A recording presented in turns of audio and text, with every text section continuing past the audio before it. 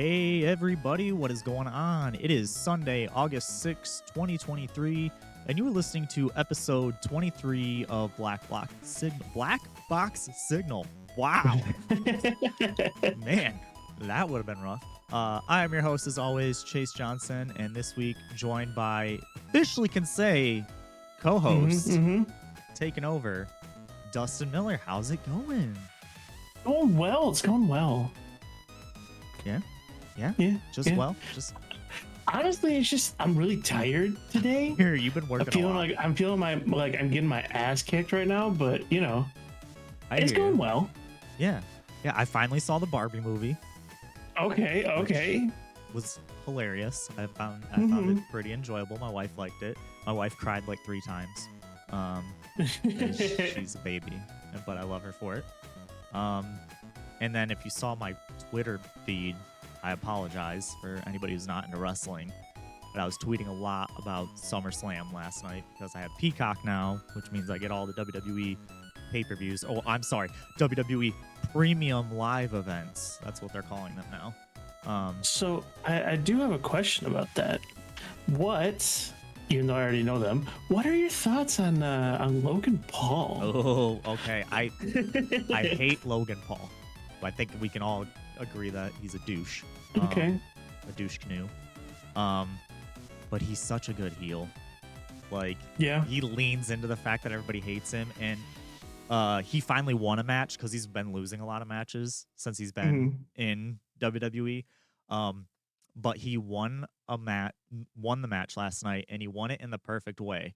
One of the guys that's on his podcast slid him a pair of brass knuckles while the ref wasn't looking, and then he clocked the dude in the face, and I was like, perfect. If you're gonna have him win in like the cheapest, like piss the crowd off type of way. It was in Detroit last night, which kind of bummed me out because I tried to win tickets, and it didn't happen. They were too expensive. Even Violet was like, I want to go.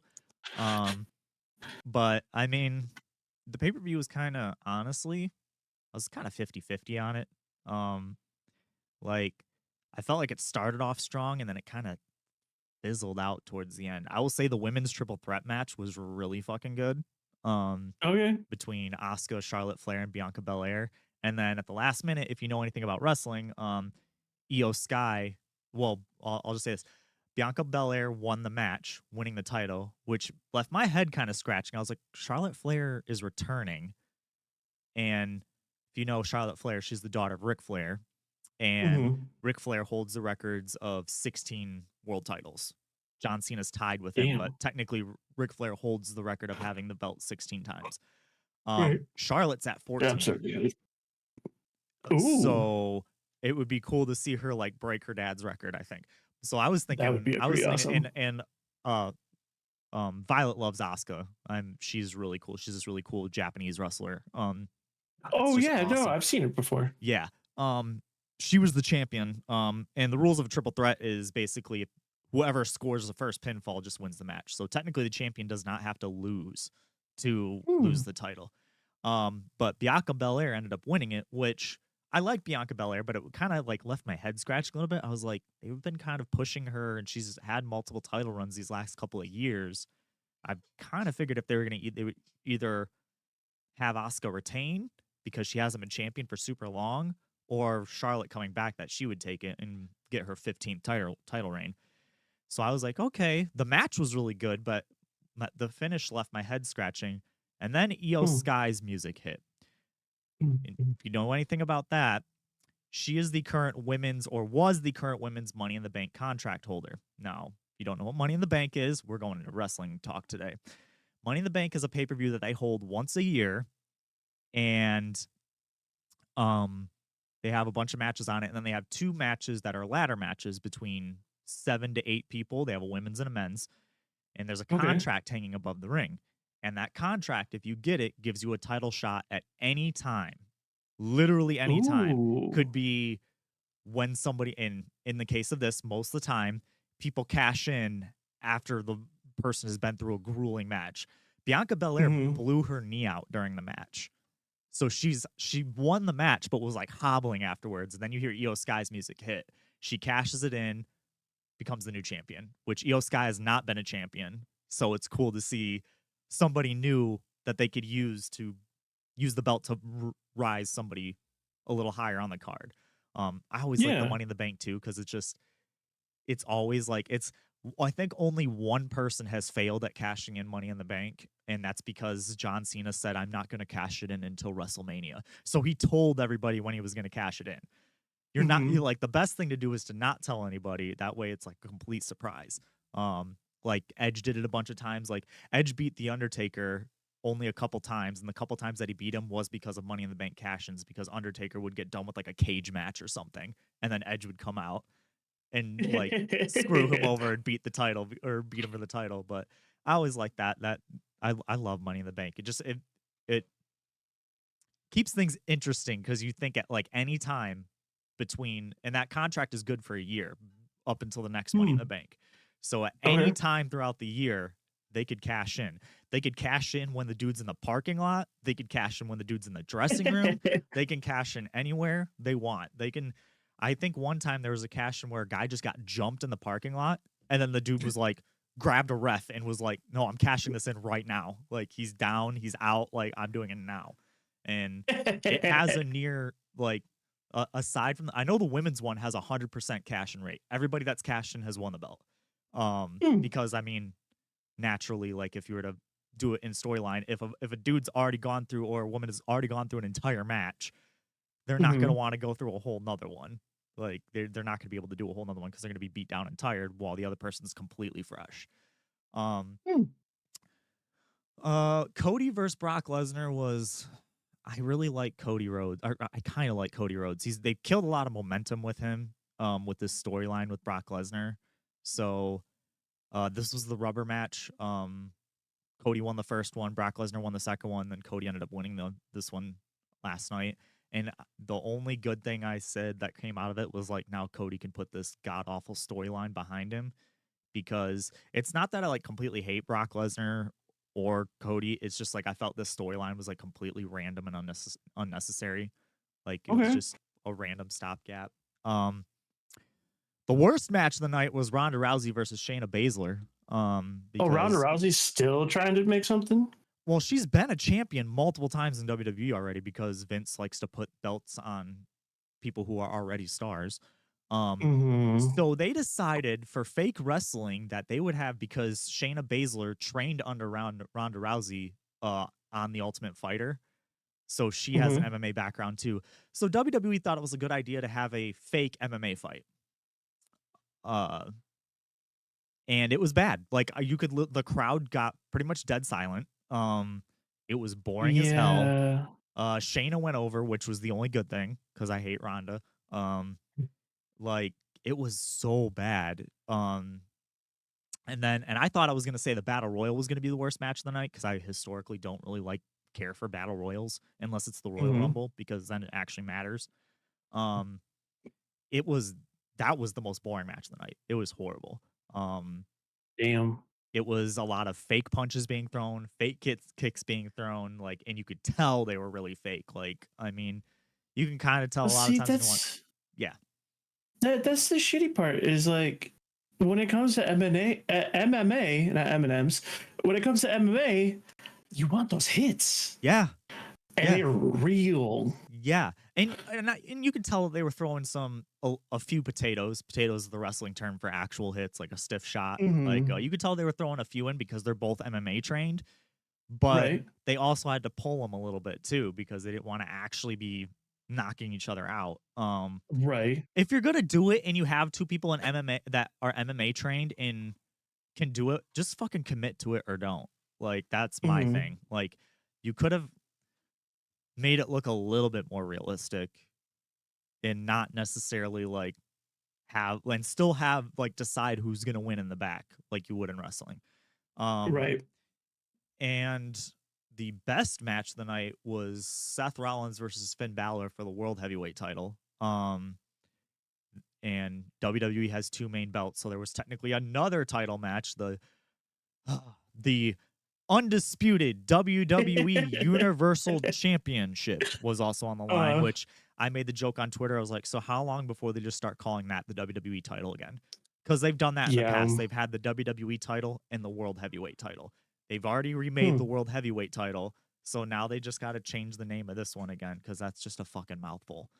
Um, that match was I was excited for Roman Reigns versus Jey Uso because they're family members and they've been part of this Hmm. storyline for like 3 years of Roman Reigns being the tribal chief and the head of the table and the leader of the family.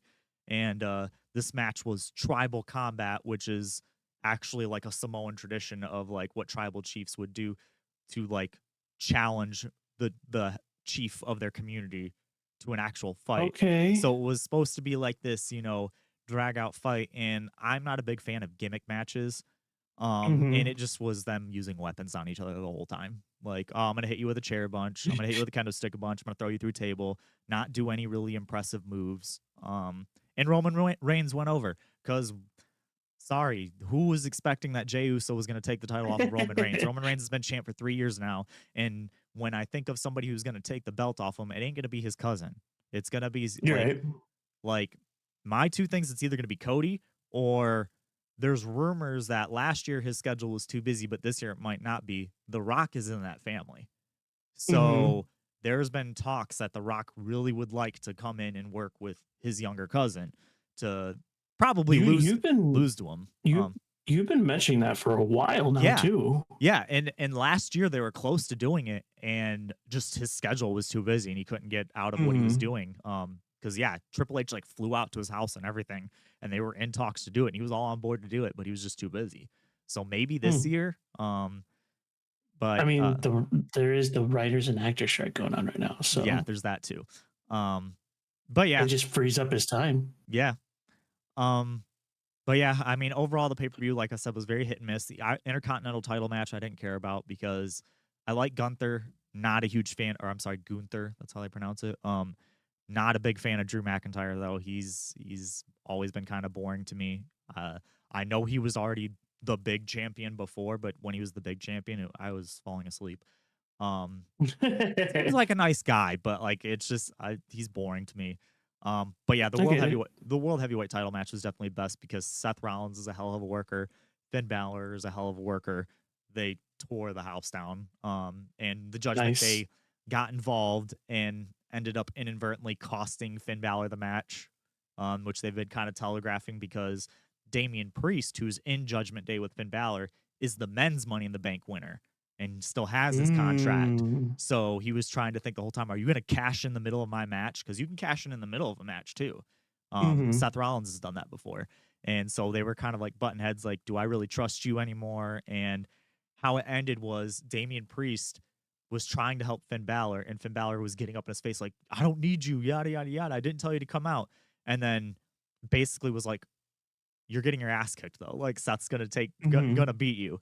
So he slid in the briefcase for Finn Balor and then got up on the apron to distract the ref. Seth picked it up and clocked Finn Balor with it and then pinned That's him. funny. And so like it totally backfired. So I expect some Monday on Raw there'd be a little bit of an aftermath of that. But up until Okay. that point, that match was like the best match on the card. Nice. By far. Nice. But yeah, but overall, if you look at the whole card, it was kind of 50-50. There was no Okay. women's world title match. They had the WWE women's, yes, because there's two women's belts too. They have the WWE women's title and the WWE or the women's world heavyweight title. The women's world heavyweight title was not on the line, which I felt was kind of weird for SummerSlam. Also, Rhea Ripley is over as hell. Why wouldn't you want her on the card? Um, Mm. but yeah, that was my weekend. Um, Well, I'm glad you enjoyed it, at least 50% of it. Yeah, to an extent. Yeah. Um, I still hate Logan Paul. I hate how fucking good he is. Like, Here's what I think is gonna happen. You're gonna hate him for so long, I'm gonna but turn you're a gonna corner secretly start to because here's the thing.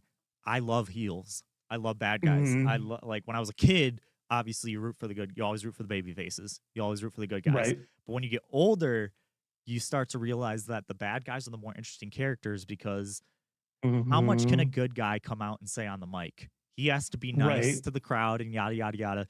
You can literally just about say anything as a heel and get away with it because that's your job. You're trying to get people to boo you. Mhm.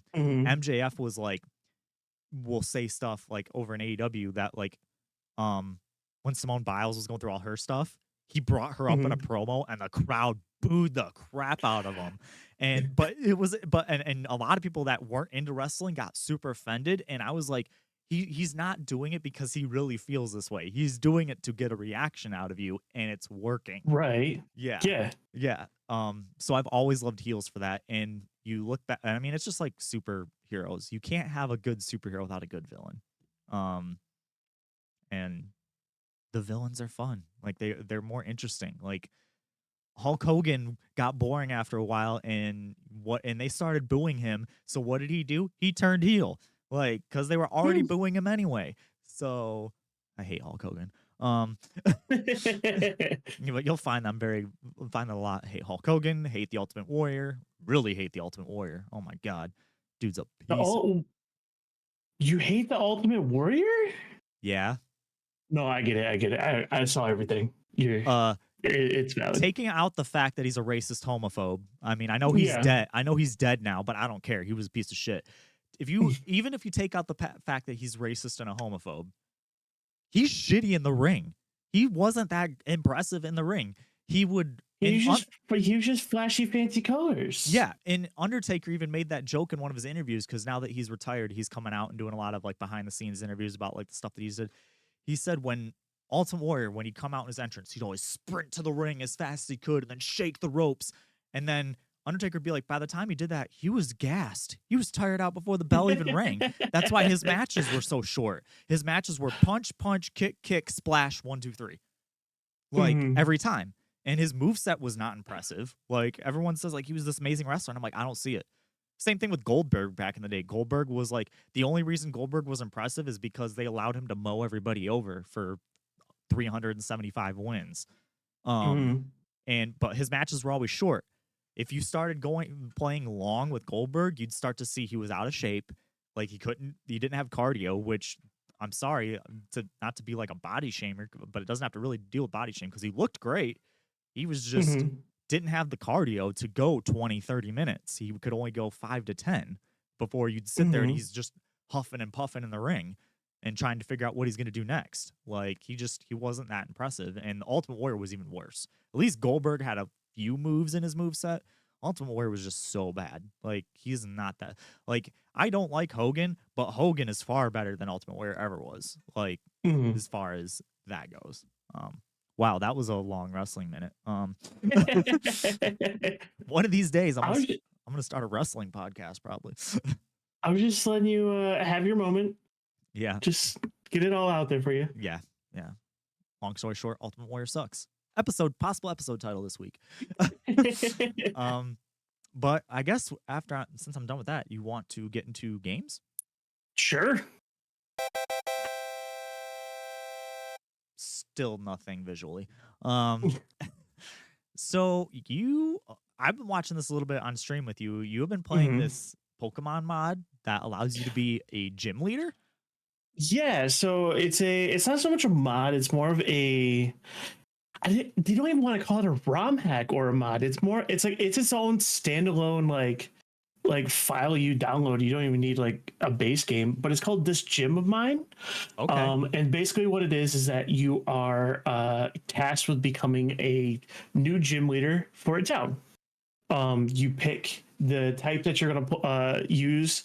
You get a special like gym TM to give to your Pokemon, or no, you just give it to your Pokemon. But you're tasked of like building up this town and refurbishing it because it is like it's kind of barren. But when you get there, everyone just kind of treats you like shit because apparently the last gym leader was kind of an asshole. And so no one trusts you. And so while you're building up this town, you're also trying to build the trust of everyone around you. And it's fun.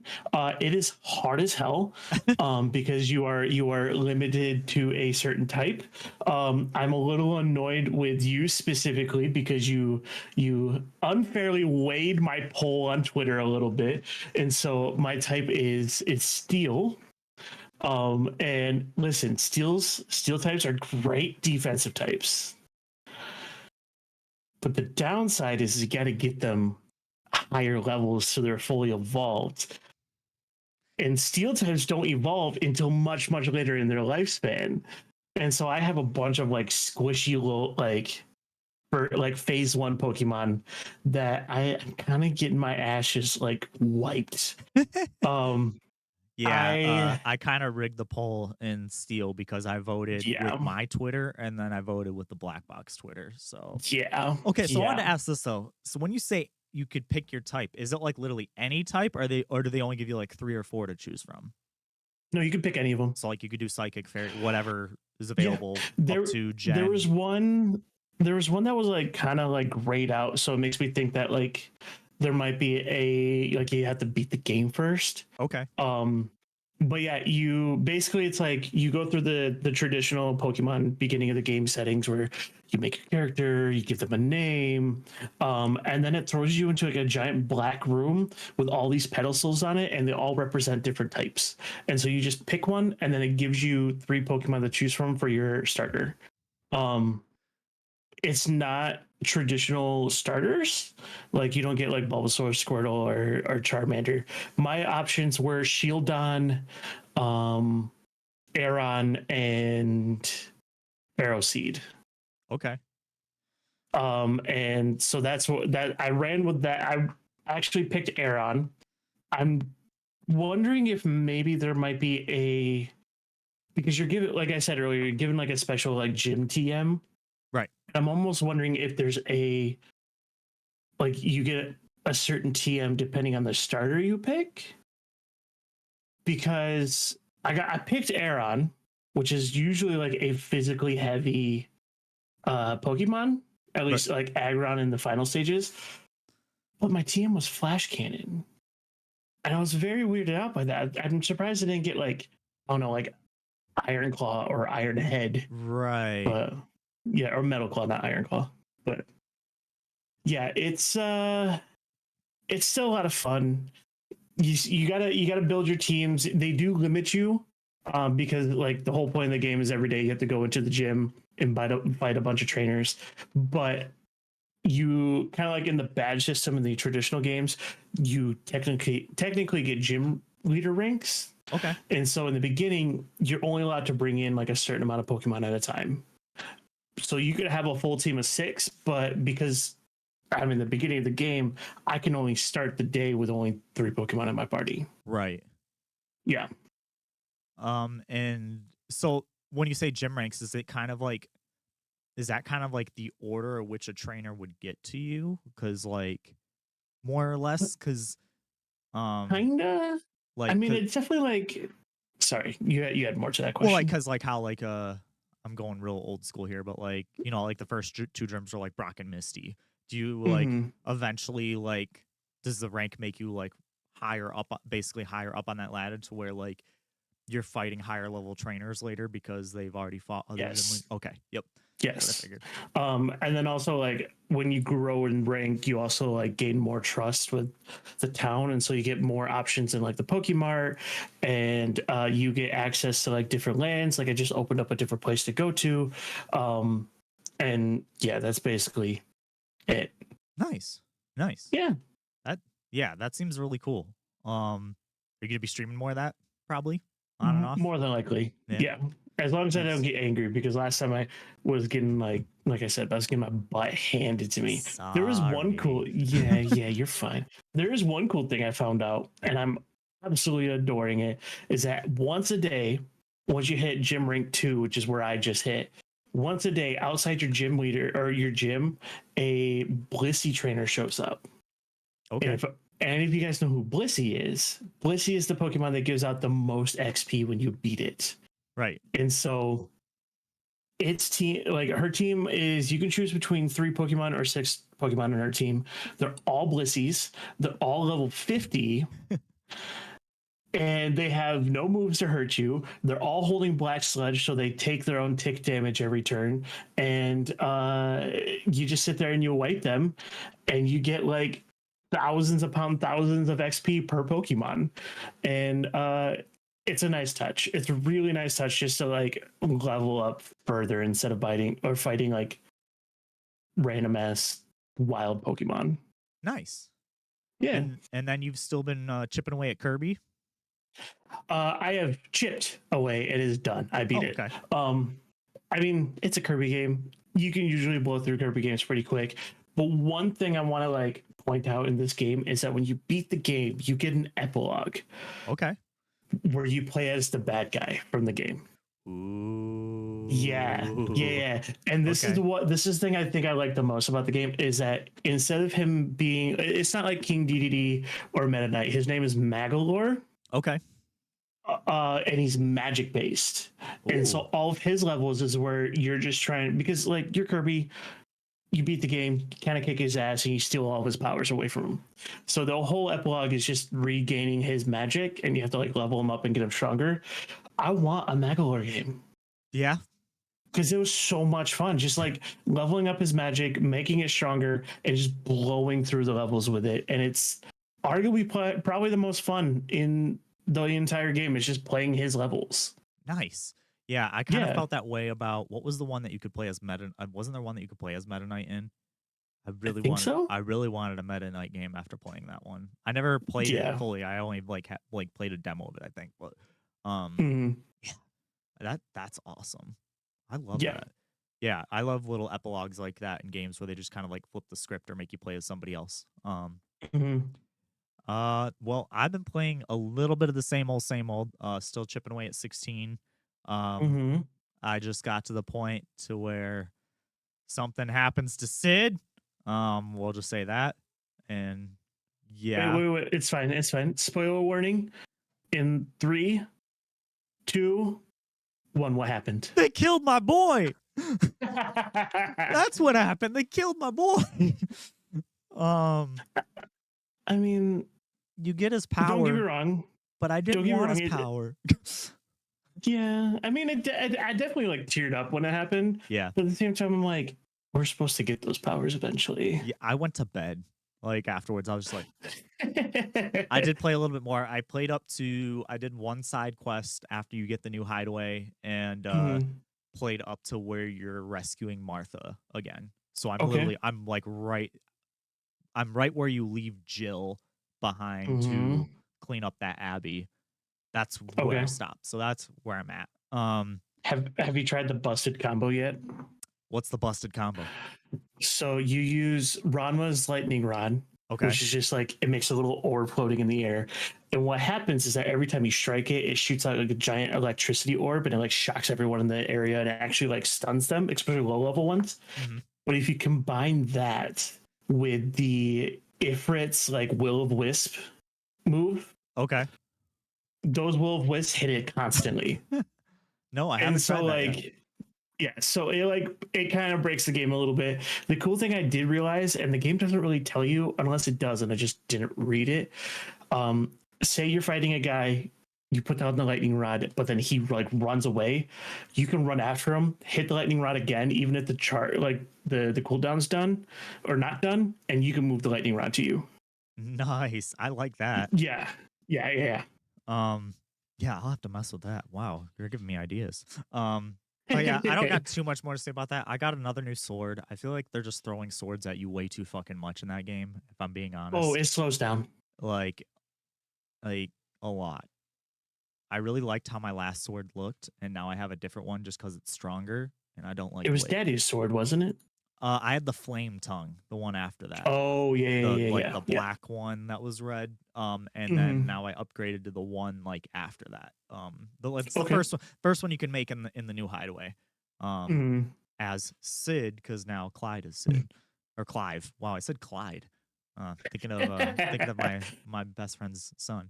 But yeah, still really enjoying it. Still gonna play more of it. You know me with Final Fantasy.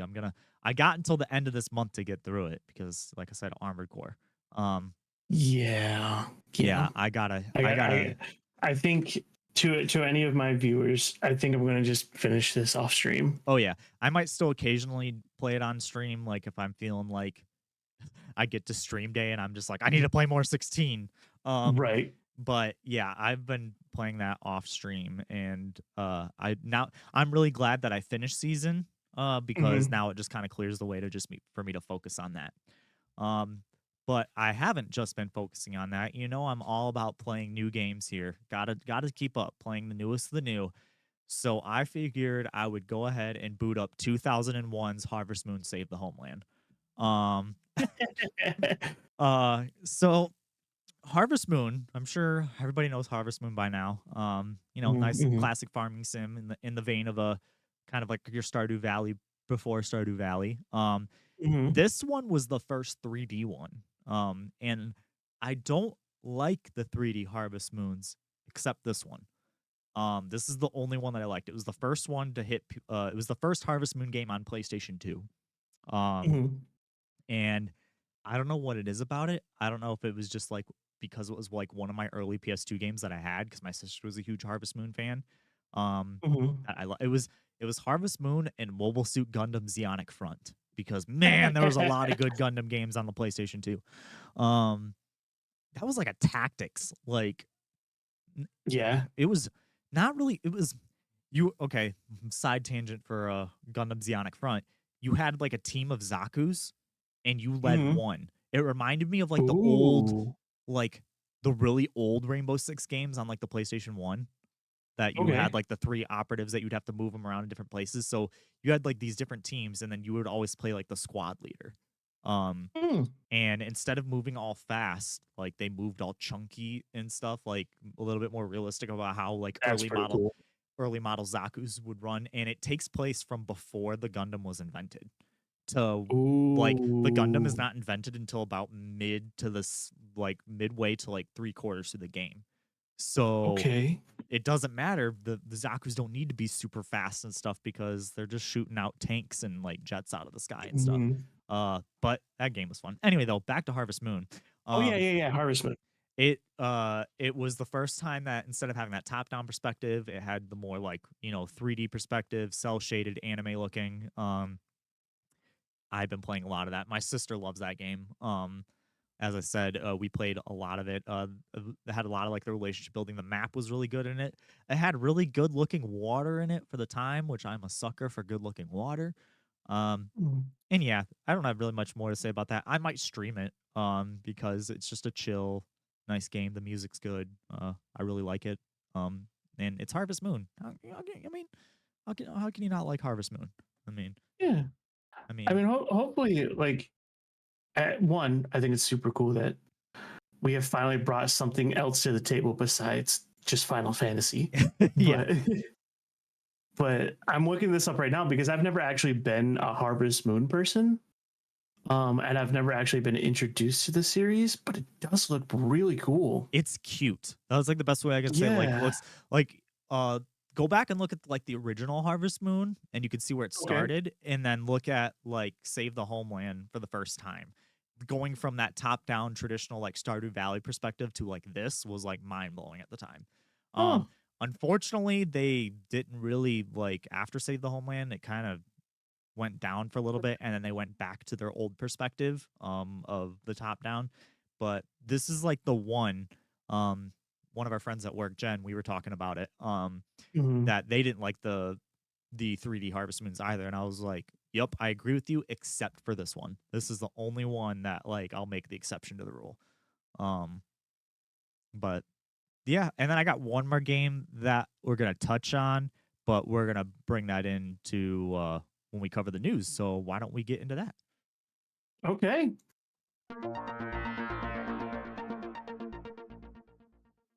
And we're gonna start with console news.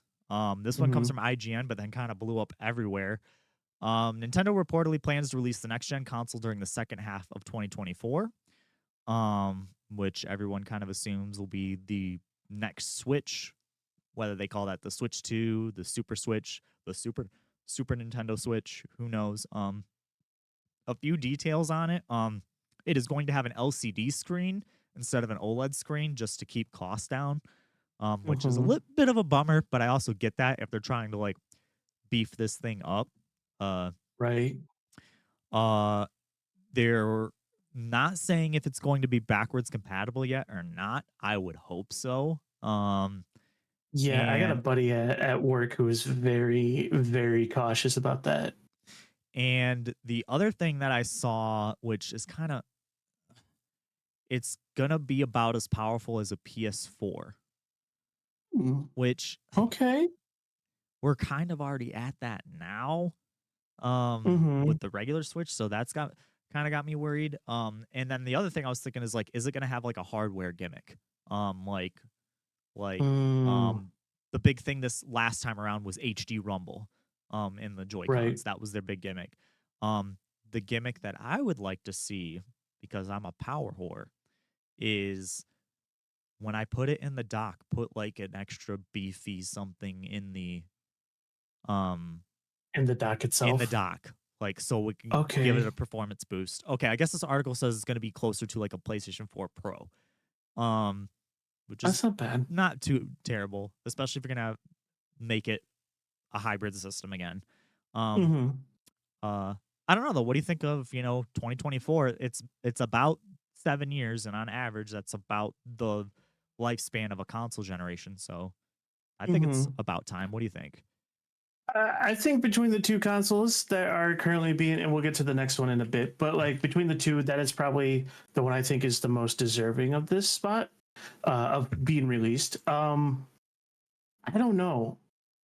I- Something's not really like nothing's really standing out to me just yet that is saying or telling me to buy it.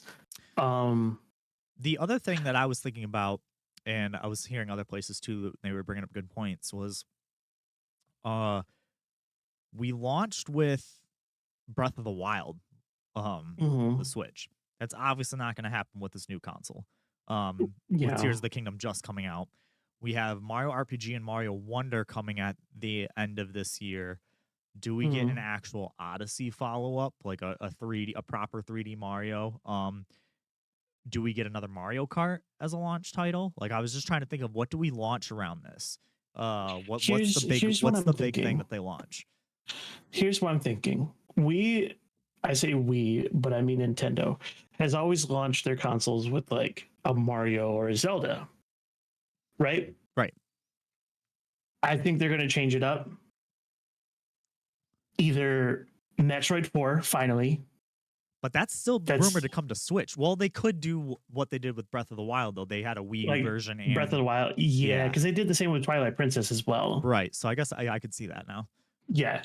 That or um because there's always a chance a Pokemon Black 2 White 2 remake Okay. or like a Legends Arceus version of Black 2 White 2. Okay.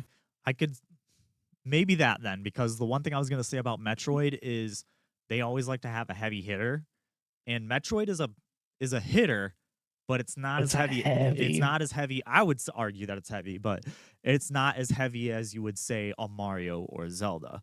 Um, Right. And see they always put Pokemon games in the middle of a console's lifespan because once those consoles started dying off in purchases, when the Pokemon game came out, it like exploded like the console just launched again. right. So Um, and then, like I said, we didn't even get a new Mario Kart this generation. We just got mm-mm. an updated version of Mario Kart 8. There's still rumors. I'm still hearing like very deep rumors from insiders saying that there is a Mario Kart in the works. Right. And they're wrapping up their DLC here. Mm-hmm. They're getting ready to like release their last bit of content. So I could see, Mario Kart might be big Might enough to be the one. that could And then like if we remember, Odyssey didn't come out right away, but it was like within the same year. Like I think like wasn't wasn't Mario Kart 8 bundled with the Switch when it yeah, first there was a launched? bundle with it. Yeah, there was a bundle with that, and there was a Yeah. bundle with Breath of the Wild too. Um, but I think even if we didn't get a Mario right at launch within the Hmm. launch window, because like I said, I think the Switch came out like that spring, and then Odyssey was out before Christmas, so that same year. Was it Christmas? I thought it was just a few months It afterwards. was. I know it was out before Christmas. I don't know exactly if it was like November, October, November, but I feel like it was out in time to hit that Christmas window. Um, so I could see that. Oh wow. It was released in October of that year. That is Yeah, way later than I thought it yeah. was. And the other thing that makes me think that we could be getting like a full-fledged 3D Mario game. No disrespect to Mario Wonder, because I'm sure that game's gonna be amazing and stuff, but like Mhm. I don't view that as like the follow-up to Odyssey or 64 or No, Galaxy. it's a follow up to New Super Mario Bros. Right. Um, Yeah. if you played Super Mario 3D World, the remake that they made on the Switch, they have that Mhm. other game, Bowser's Fury, that's more of like a tech demo almost. Okay. And uh it's like an open world Mario game. The way that it was the way that at least from what I played with it, that's what I gathered from it is it plays a lot like an open world Mario game. Um and it's super short. It was just kind of bundled Oh, in with it's 3D not. with 3D World. And I thought it was a DLC for it, no, it was bundled or with like. it. Um Oh, yeah, so that makes me think that they were testing the waters a little bit to interesting. see, and a lot of people liked it. I liked it, and a Hmm. lot of people were like, "Wow, this is killer! If they could like flesh this out, this could be a full fledged game." So I could see them possibly, within the launch or launch window, coming out with a new Mario. Um, Here's what I want. Right. So this is cool. I like it.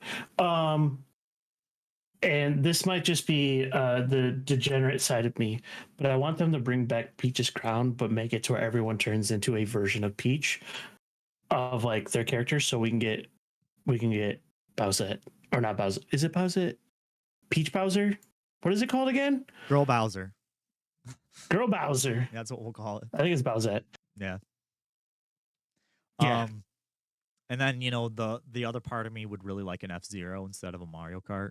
Because God, we haven't seen F-Zero in forever. Um, and maybe even a Star Fox, although, you know, I think Star Fox is dead as much as I like Star Fox. Star Fox was kind of what was that like?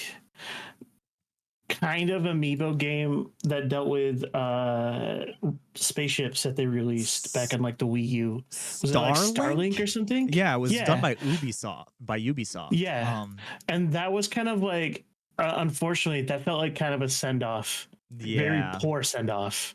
yeah. Although I will say that Star Fox hasn't been good since Star Fox 64. So it's been a long time since we've had a good Star Fox game. Yeah. Um, but I can dream, Uh make a new Gradius sequel. Start bringing back old You s. want a Gradius sequel? Yeah, I don't even know what the fuck you do with that. And like, but I really like Gradius. Me and my mom argue about it all the time when we talk about different Space Invader like and Galaga like games. Like she's all Hmm. about what is it? She likes Mooncrusta, Tempest, Hmm. and if she's in the chat, she'll say the other one. I don't know why the other one's escaping me right now, but I'm always like Gradius. Give me Gradius or Galaga. I do like Galaga. Um, Give me old school Galaga. yeah, That's actually, that's it for me. I actually made that my senior year in a programming class. I remade Well, Galaga. that's It that's played awesome. it played more like Space Invaders because I was making it in Visual Basic, so I couldn't really get the perfect like looking like I Mhm. couldn't get him to move that right. So it was kind of a cross between Galaga and Space Invaders, but whatever. Um Next story comes from Game Rant, but has been kind of all over and does not make me or a lot of people I know happy. We've been kind of hinting at it for a while, but and it's still technically a rumor, but the PS5 Pro console has leaked. And rumor has it that it's been in development since 2022, and dev kits are going out in late 2023 with a possible release date of November of 2024. Um, I'm gonna let you go first on this one. Yeah, kind of like I said with the Nintendo console, where it was deserving of that release. Um, I don't think PS5 Pro is. I think it's too soon. Yeah. I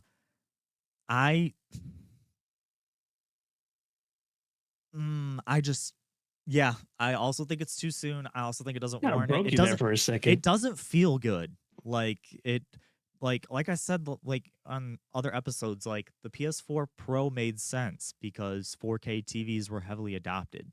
I don't see Right. 8K TVs getting that same quick adoption Like Unless there's something that we don't know, and there's going to be a massive push for 8K next year.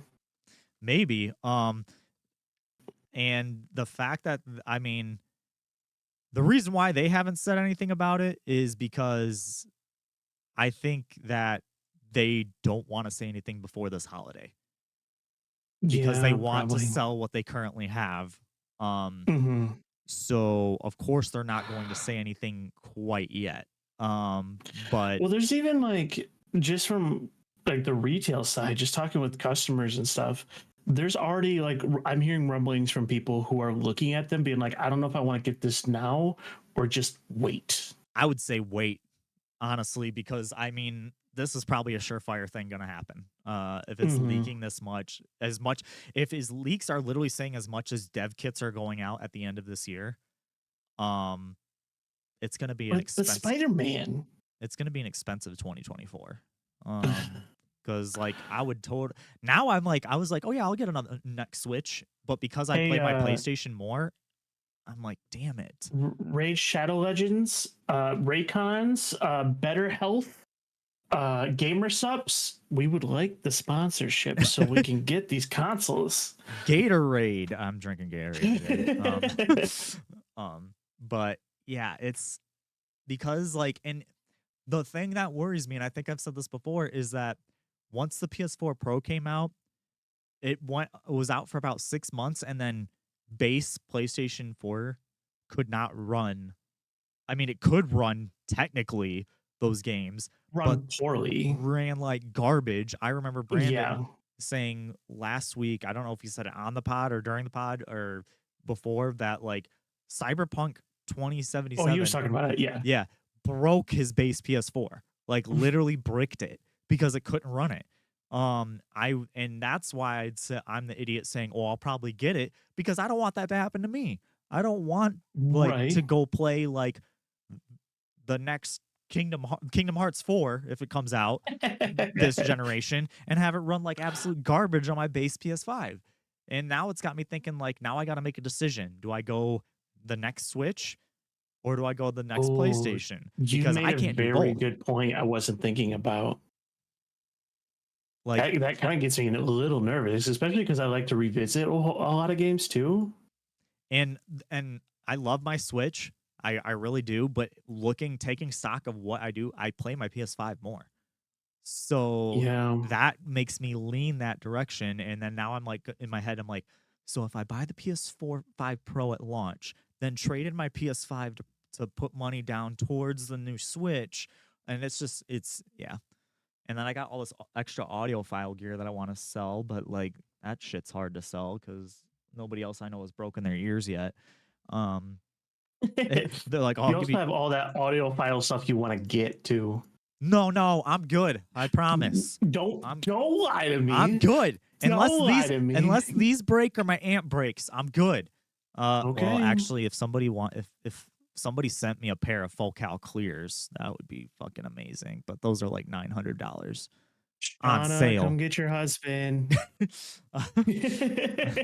Talking about eargasms again. Yeah, but no, that's the thing. It's like it's too soon. It still feels too soon Mm, because, and technically, if you do the math, it was 4 years between the PlayStation 4 and the PS4 Pro. At okay. 2024, it will put us at 4 years, but it doesn't feel like that because this console That's generation's been so slow. but yeah. Okay, so we'll take your argument being like, oh, it was 4 years between base PS4 and yeah. But when PS4 launched, everyone was able to get it. Right. Yeah. Like it's been 4 years since the PS5 launched, but I'm just now this year seeing a constant stock of PS5 being sitting in stores. Right. I had like to get mine, I had to watch like 3 or 4 different Twitter accounts. I had like tons of different alerts on my phones ready to go, and I had to wake up at Dude. like but early in the morning to catch a early Target launch on their website so I could get mine. So I got mine. I didn't pre-order it, but then I ended up getting enough Christmas cash that same year that it launched. So I was trying Mm-hmm. to buy it the like right after Christmas, the year it launched. Okay. I Ooh. had one in my cart 3 times at Best Buy. I got charged for one from Target and then refunded. And then, Mm. this is what I get for talking shit about Amazon. I ended up getting one off Amazon. That was where I ended up scoring it. That was where I ended up scoring it from. It was when I don't know if I should say this on the podcast because, well, no, who cares? Um, it was when we were still working from home, Okay. and you've seen how my desk is set up. I had an old Yeah. second laptop set up next to me while I was working, Ooh. refreshing. Like, ugh, Oh, I had my cell phone here, I had my iPad here, and I had yeah, my computer up yeah, here, and I had on my TV, I had someone who was live streaming it because Target had this thing back then that if you refresh their website too many times, you were soft locked out of the launch and you yeah. wouldn't be able to grab Uh it. huh. And I so had he was doing the refreshing for me. So when it launched, I just had to hit refresh and get it. I had it on my phone, and then like on my old laptop, I had this is when Internet Explorer was still available. I had Internet Explorer Mhm. open, an Edge tab open, a Chrome tab open, downloaded Firefox just for it, and had a Firefox tab open. And Jesus. I don't even remember which one I scored it on, but I remember I was just like clicking on all of them, and then I would just go to the one that was like letting me fill it out the fastest. It was ridiculous. Uh, Yeah. and yeah, they're just now catching it doesn't feel good. Like it No.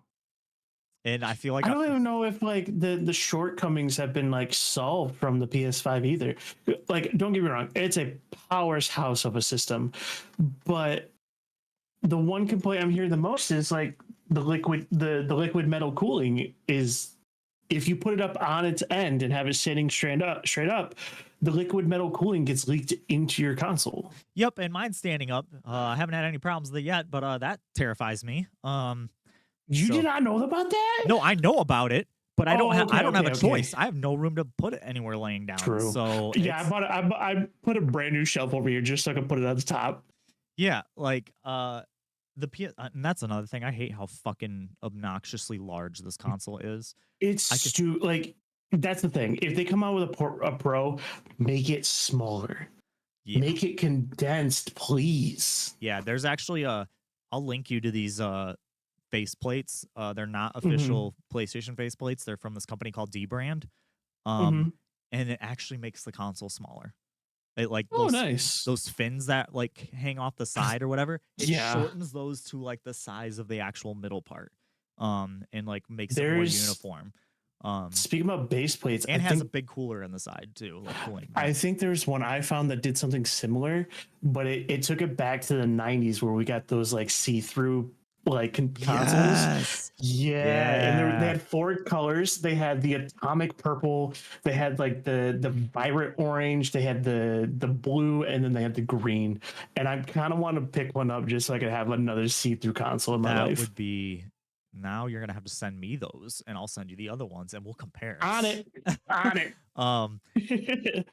and yeah, I just it it's still too soon though. Like I said, I unless my liquid cooler does that to my PlayStation 5, please don't.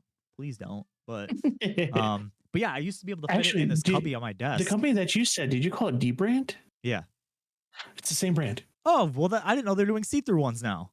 Yeah, That's rad. there's $69 a color, but I mean, it's worth it for atomic purple. Yeah, yeah, you know how I feel about purple, so Yeah, definitely gonna get yeah. an atomic purple. Um Next story kind of rolling in with the story Sony news. Uh and this comes from GameSpot. They an upcoming PS5 firmware update is going to be introducing Dolby Atmos alongside a bunch of accessibility options and including the option which as a father who sometimes has a sleeping child right here in this playpen, um Mhm. you can shut the beeps off. It'll just turn on. Ooh. Um, which I know that doesn't sound like a big deal. And actually, but the GameSpot article that I'm reading says PS5 update is finally letting you turn off that beep. That is literally the name I of it. like that. So I kind of like that. That's just kind of a small story, but it said it's gonna, obviously add in like the ability to like hook up sound bars and home theater systems and get better as far as that. Hmm. they're also going to allow you to, instead of using the second controller, um, Mm-hmm. as a guest, it says you can now assign that as like an assist controller. So you can use two controllers to operate console as if you were using a single controller. So like if like Violet was playing a game with me, I could kind of like give her the assist controller if she was having a hard time with it, and I could Mm. take the lead controller, kind of having um like helpful stuff like that. They're gonna add some more haptic features. They're gonna update the party UI. They're gonna update the share screen preview. They're gonna add a Game Hub's tournaments tile. Bunch of other little stuff. But yeah, just kind of threw that in there, just saying, hey, there's a little bit of an update coming that they're working on. Okay. And then the next PlayStation story, the last one that we have, Sony has sold 40 million PS5s despite the Mhm. supply chain issue. Um, That's crazy. that is crazy to think about. And you know, you think about it, it shipped in March of 2023, Mm-hmm. 6.3 million units, and at the same time Hmm. last year, it only shipped 2 million. So, Jesus. yeah, it crossed 10 million units as of July of 2021. Um, and I could definitely the most selling console of all time is the PlayStation 2. Can we Mm-hmm. see it passing it? I'm not sure. I don't Mm. want to call it yet, but with the numbers that it's putting up, it's already getting to the point where it's close to outselling the PS4 at its current pace. So I think, 155 million? mhm. I don't know about that. Yeah, I kind of go back and forth. I guess if they keep up the current pace, yes, and if they end up launching a Pro to boost sales, I could see that too. Um, but Yeah. I mean, 4 million, that's or 40 million, that's ridiculous. Yeah, they're I not far off, but I say I will say they might break the top five and might unseat the Game Boy Color at 118.69 million, but I don't see them passing their own record. and it looks like now this is an older article from last May or from May of Mm-hmm. 2023. And this is when the PlayStation has sold 35.94 million units. The Xbox Series X and S is at about 21 at the time. Yeah. Um, oh, and that was the other thing I wanted to bring up during the Pro discussion, but we can kind of roll it in here. Do you think that the PS5 coming out with the PS5 Pro is trying to force Microsoft's hands? Because Microsoft was saying a while ago that, oh, we're not going to do a half step console this generation. But if Sony does, Uh, if it wasn't for the giant legal battles, I probably would have said no. yeah, But because of the legal battles, I 100% say yes. yeah. And especially if like now Sony, if they're for sure more than likely doing a Pro, and Mm-hmm. it's going to definitely outclass the Series X at that point. I mean, Series X has to put out some serious like first person title or first party titles to even Yeah, get close to no the kidding. yeah. And on paper, the Series X is more powerful than the PS5. So Yeah. I guess you could see it an instance where maybe Xbox thinks like, well, we're already powerful enough. We don't need to do a half step console. But True. if I mean, Sony's they doing also have the one, storage space over PS5 as well. right? Um, but yeah, I don't know, but yeah, 40 million consoles. That's pretty damn good in 4-ish years. Since launch, even with the supply chain issues, that's pretty good. Yeah. Um, next story comes from Kotaku. And we'll kind of both tag team this one because you saw part of it. Yeah. Hasbro wants old Transformers games to return, but Activision lost them. So Mm. when I first heard this story, those old Transformers games, the good ones that were like back on the Xbox 360 War and for PS3. Cybertron and stuff like that. Yep, War for Yeah. Cybertron, Fall of Cybertron. I think Hmm. Rise of Darkspark was one too. I think Um, so. but apparently Activision, like, according to them, Activision was like, we don't know where the hard drives for that are. Um, And Yeah. now, like, they're like, I don't know if that will happen. But what was your kind of ad in here where you said, and then Hasbro lied? Yeah. Yeah. So what I found out is that Hasbro lied. They weren't being 100% truthful. Basically, they just were claiming that they jumped the gun. They were not telling the truth about not having um, the source code for it, and it was done in error. Okay. So, yeah. So Activision still has the source codes for the game, but now with this whole like kind of lying on behalf of another company, I don't see them being released now unless Yeah. some type of concessions are made. Activision is so focused on the Call of Duty machine at this point. Like, Mhm. I just, I'd love to see it, but I don't, I don't see it. No, I'd like a good Transformers game again. would like listen. Okay, I those ones are fine. They're more than fine. They're great, but I want a new one. I want a Yeah. new give me a new Transformers game, but like I don't even know what to compare it to. Armored Core DLC, Transformer skins. Jesus Christ! If they do, I will wear a tutu to the podcast the day after that's confirmed. I mean, I would personally like Gundam skins, but I mean that's my pie in the sky dream. I've always been a bigger Gundam fan than Transformers, but Transformers would still be I cool. I will take Gurren Lagann because it just celebrated its anniversary. That would be But awesome too. yeah, And there it goes. We made it halfway through the episode before it did it. woo! Uh, I'll read this story before I mess with this. You're good. Next story is Remnant 2 might have a hidden class. Or does Oh, have it a hidden does. class. According to Kotaku, a hit Steam game has a secret only data miners can discover. Let Yeah. me scroll down a little bit. Oh, you can go ahead.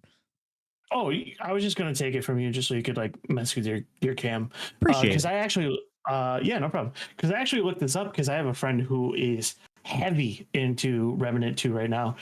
He actually did not message me at all yesterday because he just was playing all damn day.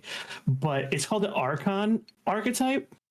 And what the developers did was that they knew data miners would of course do their namesake, they would data mine, and so they put a hidden archetype that was hidden inside the instructions to get it were hidden inside the code. And it was of course data miners eventually found it, and it's a bunch of like obnoxious like minuscule tasks to get an archetype called Archon that some people I'm seeing are saying it's the greatest archetype in the game. Nice. Yeah, I Yeah, heard that too. Like, I just think it's so funny that like they're like, all right, you're gonna be like data hacking this game anyway, and data mining it. Like all these might Souls as well like give you games, they something do for it. every Souls like game. I swear, people try to break them. And the fact that they're like, all right, we're gonna prepare for this and throw a class in there. That's just hilarious. I find that so funny. The craziest thing is like you brought up souls and like people trying to break them. Data mining in the Pokemon community is fucking obnoxious. Like as soon as Scarlet and Violet came out, people data mined it and found access to Pokemon models that are not in the game for previous Pokemon that are not accessible yet. And so people were hacking them into the game. Um, and even now, like when they just put out the recent update with Pokemon Home, there was a model that was just like it was a Pokemon egg, but it had Spidops, the new like Route One spider Pokemon. It has like some like weird form that's like hidden in the Pokemon Home uh data. Oh wow. Yeah, and but nothing's been said or revealed, so remains to be seen if it's true or not. Right. Um, yeah, that's just funny though that they like saw this coming, so we're like, all right, we'll throw something in there for you. Yeah, Yeah. it's actually like honestly, people should do it more. Yeah. I think it's really cool. Yeah, it's really cool. Yeah. Next story comes from Video Games Chronicle. And we kind of talked about this last week about how well it was doing in the UK. Pikmin 4's first week sales in Japan were more than all three previous games combined. Um, That's obnoxious. uh, Famitsu has published physical game sales, and now Switch usually just does physical game sales. They don't count digital. The week ending in July 23rd, Pikmin 4 is at number one in Japan with 480 or 401,853 copies sold. By comparison, the first Pikmin sold about 101, 299 in the first week. 2 sold 161, 930, and 3 sold only 92,720. So it's like It's blown doing gangbusters. past those. And I also saw when I was looking at this article, it has actually outsold Final Fantasy 16 in Japan within its first week. Wow, are you Yeah. Yeah. serious?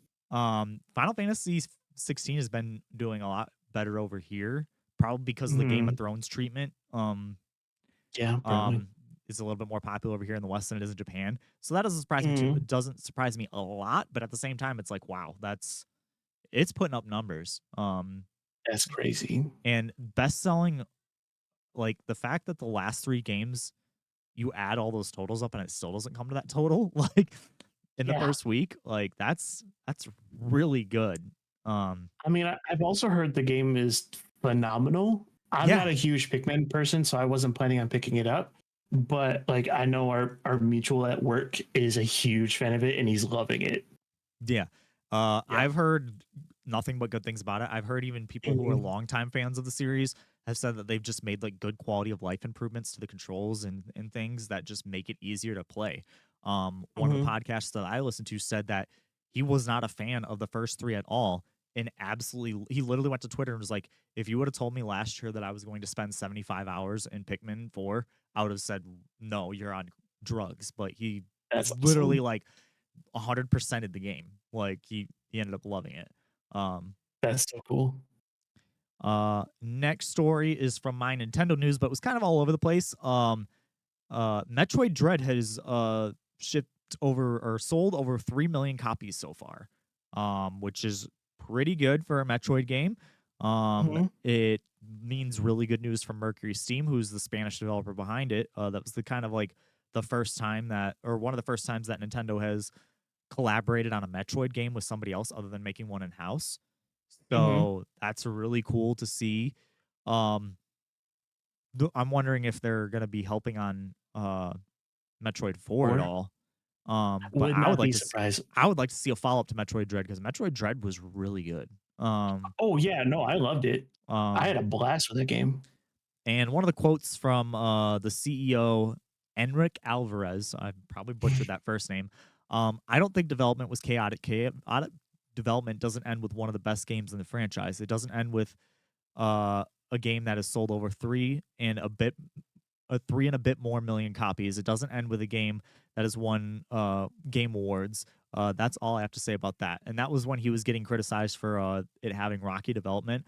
I don't know if I buy that too much. I mean, Red Dead Redemption 2 sold like gangbusters, and we know that that had a rocky development. Um, Yeah. we could go down the list, but I mean, good on them that they were able to like take this game and like sell that many copies. It seems. Yeah. Um, and then next one you might have a little bit to say here. I didn't know about this and now I'm excited. Yeah, The Verge picked this up. Sakurai kind of discussed a little bit of like the future of Smash here. And his quote says, he can't really imagine a Smash Bros title without him. And if you don't know, he's kind of like Mm. semi-retired now. Like he literally came back to make the last Smash, and his health has kind of been declining, like to the point to where there was things like saying like he was hooked up to an IV bag while working on this game. Oh, I remember watching or reading stuff about it that like this was his life. Like 24 hours a day was Smash Ultimate. Yeah, yeah. It's and that's the other thing too is like you named it Smash Ultimate. Mhm. What are you gonna name the next one? Smash Mega Ultimate? Like See that's the thing. I remember watching a video shortly after I think it was when Sora was finally out. Um, he had said that this is it. This is the Smash Bros. Ultimate. There could be other iterations in the future, but he said probably not to this magnitude, and we probably won't have this many characters ever again. Yeah. I think it would be time for like a reboot. Like, I can see that. Hey, FinalCorgi, what is up? What up, man? The other thing that I saw that would be funny, and this was me kind of bringing up like sticks and stones a little bit. Let me throw a little dig at Smash Brothers. They could make an actual fighting game. Okay. Okay.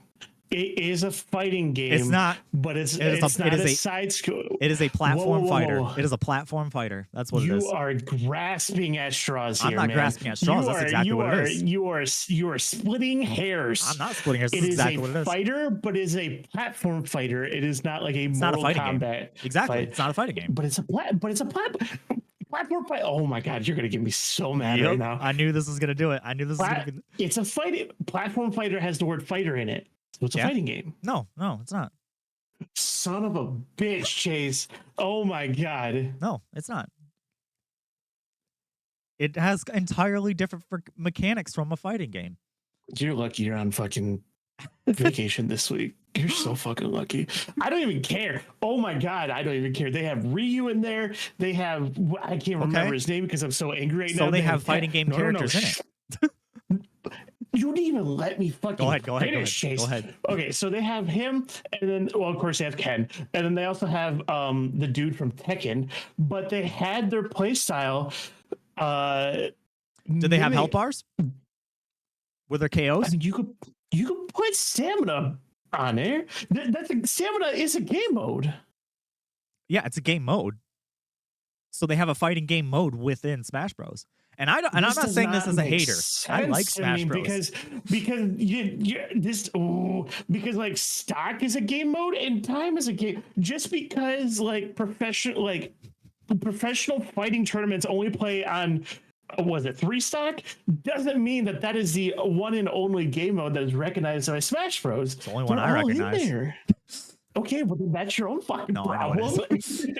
No, I just kind of want to say that in FinalCorgi you would say that. Why would you say something so controversial? Because I'm known for that. Because I'm known for that. I wouldn't be I'm about to walk out of this room. And wouldn't it be funny if my camera shut down right now?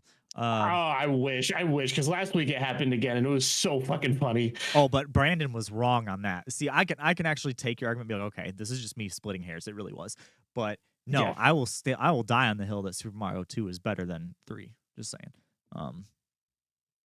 FinalCorgi called you out. If you're not good at Smash, you could just say that. Oh, Hey, FinalCorgi, I'm on your side because I played against him and I had to dial it back a little bit. Yeah, you did because I don't play it anymore. Yeah. But if we were playing Melee, I would wreck you. Just saying. Splitting hairs. Wreck you. I'd pull out Give Falco. Give me Samus from you two any day in there. I'd pull out Falco and destroy you in Melee. That's all I'd have to do. You think it's some Evo player over here playing Falco? Why wouldn't I play the best character? I mean, I want to win, not lose. Okay. Well, moving on. And we kind of touched on this a little bit last week, but I have a little bit more, tiny bit more. The Final Fantasy 14 expansion was officially announced, called Dawn Trail. And from what I've read up about it, it is kind of like a completely new story because the last few expansions and everything were kind of like all leading to this one big moment, and kind of like what Yoshi P has said that like basically the last expansion kind of wrapped up the big story. Black Box Signal Smash stream head to head. If it's Melee, sure. We're playing them all. Okay, fine. But the one thing that got put out with this, other than like the fact that this is kind of be a new direction, not necessarily a reboot, but kind of like this arc is over, so now we're starting anew. The other thing that they said that announced, and this comes from Game Informer, that Final Fantasy 14 is finally coming to Xbox, and it's going to be it's going to be releasing next spring, which is awesome. I still will probably never play that game because it's too fucking long. But good on them. And it's I know, fun. And it's like cool. I said, the friend that got me the sign print from Kyle McCarley is they love 14 like I love Nier. So I know she's probably already excited. Can we have her on when the new expansion comes out? So because I want to know more. I'm interested. I would like maybe I'll have to pick her brain about that and see when she gets her feet in Okay. it and play it. That'd be cool. Square Enix lost money this year, from my understanding, so it's not surprising that they're branching out. Yeah, I can see that. Yeah. And then let's see. The next Sony Pokemon purchase when? Yes, Sorry, right. go ahead. The next Pokemon Presents was announced for August 8th, which is in 2 days. Yeah. They're probably gonna show if I had to guess, a bunch off of their expansions that are coming soon. They posted a teaser Friday morning. Then people were thinking that maybe they could be working could show more off of that new Detective Pikachu game. I don't know. What do you Probably. as the resident Pokemon expert? Yeah.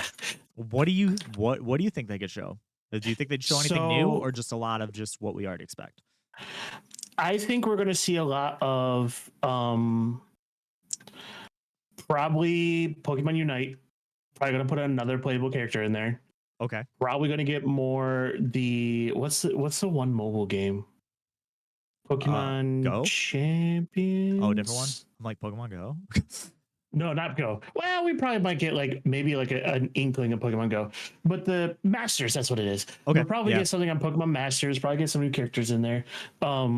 Again, like you said, we're probably going to get more details on the DLC. Probably an official release date because we don't even have one. Right.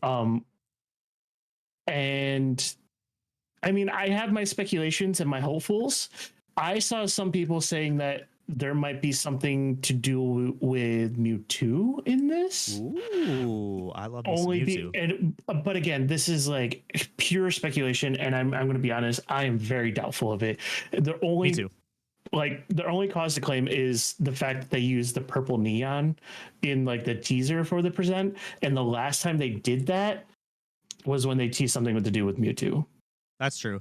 Yeah, I don't really expect too much out of this. I'll probably still try to pay attention to it. I'm trying to pay more attention to the Pokemon stuff now that I'm doing this podcast, but I'm terrible. I can take that over personally. Yeah, but I like to see it too. True. But I'm thinking this is just going to be more of what we already know versus. Here's what I think. Okay, so obviously we're not going to get a Gen 10 announcement. That is no, definitely not. We are at least another year or two out from an announcement. Because I think the cycle is 4 years. It's 3 or 4 years between generations. But FinalCorgi said the last track was so jam-packed I doubt we'll see another big release stream. Yeah. I think the only reveal we might get in this is probably Gen 5 remake or like a Legends Gen 5 style game. I'd like to see another Legends. That is the only thing I can see being big about this. I thought I read somewhere that people were thinking that it might be a long one. But then again, I don't see them announcing unless hopeful, because honestly, back to your shitty argument about good fighting games. I did not say that Smash Brothers was a bad game. Nah. I'm gaslighting you. I do that every day. Pokken Tournament was actually a really solid fighting game. It was. Pokken Tournament was really good. Yeah. If they announced like a second one for that, that'd be dope. I need me a remake of Gold and Silver Era. Yeah. That's the thing. A lot of people are saying that that's probably going to happen because Gen 9 is so focused on like Johto, Pokemon, and themes, and even the DLC are very reminiscent of like that Johto theme, like the feudal Japan-esque part of it. So I don't see like a remake of it. Some people are speculating a Let's Go, like just throwing out two names, like Let's Go Meryl and Togepi. Dude, I'd love that because I like the Let's Go games. Like it was nice to like play those. They're nice, like sit back and relax kind of game. Yeah. some people are speculating that this might be the official announcement where we get the old school Pokemon games on the virtual consoles, That would be because cool. those have been kind of hinted at for a Yep. while now. It was shown. It was not hinted at. It was shown kind of when they did that scroll of everything that was coming. They showed they had those box arts on Well, they showed Pokemon Blue. Ball. They showed Blue too. I saw Blue. Did they? Yeah. Ooh. Yeah. Okay. So yeah, that we're probably gonna get that. I can see, because what's on there, like Pokemon. Is it? We're up to Game Boy Advance now, right? Yeah. On the virtual console, I can see up to Gen 3 being on there. Yeah, for sure. Which is the gen that I skipped, I think. You should revisit it. If it gets added, I didn't mean to. It just kind of shook out. Like I played, obviously Blue was the one that I had back in the day. You are older, so it's probably like there was that time frame where I played Blue. My friend had Yellow. And I can only ever get one of those games. And then me and my sister both got into Pokemon, but she wanted Silver too, so we both ended up with copies of Silver instead of one of us having Gold and one of us having Silver. So we had 2 copies of Silver and then 2 copies of Crystal, and then I stopped and then got back in on Diamond, then stopped again, then got back in on X and Y, then stopped again, then touched Sword and Shield, then stopped again, and then now I have Pokemon Violet. But like, so then you technically didn't stop. Yeah. So, but like Black and White, I never played. Ruby, Sapphire, and Emerald, never played. Am I missing any? No, you're pretty close. Yep, well, X and Y. It sounds like you didn't touch X and Y. No, I did X. No, I did X and Y. Did you do Sun and Moon? Nope, didn't do Sun and Moon. Okay. Yeah, that's the one I skipped. Yeah, and I didn't mean to skip them. It was just kind of like at the time I was busy playing other things, and I always say this all the time. Trailer park kid. I had to be picky and choosy with my money, so it was it was either A or B, and sometimes I would go B instead of Pokemon. So, well, if they announce virtual consoles editions, I would strongly suggest taking a look at Gen 3, because Gen 3 is good. I do kind of laugh / kind of echo the sentiment of too much water from when Oraz was released. Okay. But it still has some of the greatest, like probably the strongest starter trio out of all the generations is in Gen 3. Okay. But Gen 3 is not my favorite. Gen 5 is actually my favorite. So if we get a remake, I'm pushing you towards it. Okay. I will definitely throw it on the pile of my backlog of games to play. Which we can move some things around. It's fine. Yeah. Next few stores are kind of smaller, but I found them a little interesting. This one comes from Video Games Chronicle. We've been kind of talking about this theme of a lot of digital games getting digital only releases. Like a Dragon Gaiden looks like it's only going to be digital only in the West, with a physical version going to be exclusive to Japan.